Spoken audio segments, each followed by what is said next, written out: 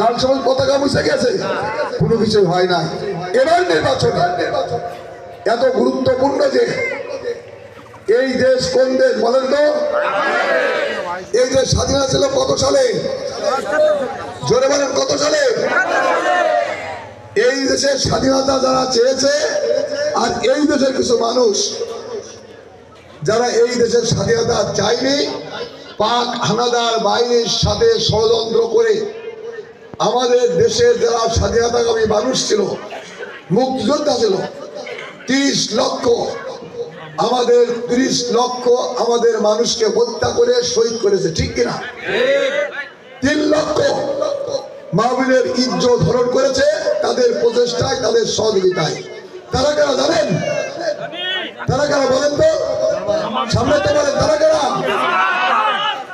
জামাত ইসলাম না, জামাত ইসলাম বলা যাবে না, ইসলামের পবিত্রতা নষ্ট করছে।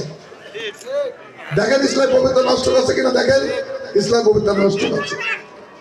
নতুন করে সেই বিষ ধর সব আবার ফনা তুলেছে। এই দেশের লাল সবুজ পতাকা, এই দেশের ভূখণ্ড, এই দেশের ৭১-এর চেতনা, এই দেশের স্বাধীনতা সর্বত্র বিনষ্ট করার ষড়যন্ত্রে লিপ্ত হয়েছে। তারা তো বিভিন্ন নির্বাচনী সভা করছে না? আপনারা শুনেছেন তাদের সভার মাধ্যমে কখনো শুনেছেন আগামীতে তাদের দল রাষ্ট্র ক্ষমতায় গেলে কি করবে এমন কথা কোনো কিছু বলেছে? সত্যি কথা বলেছে? তারা কিচ্ছু বলছে না। তারা বলছে ধর্ম প্রতিষ্ঠা করবো, ইসলাম প্রতিষ্ঠা করবো, জান্নাত দিয়ে দেবো, জান্নাতের টিকিট দিয়ে দেবো, ঘরে ঘরে উমরা পালন করার জন্য টিকিট দিচ্ছে, বিকাশের নাম্বার দিচ্ছে, একদম ইসলাম প্রতিষ্ঠা করে বাংলাদেশের শান্তি বজায় রাখবে।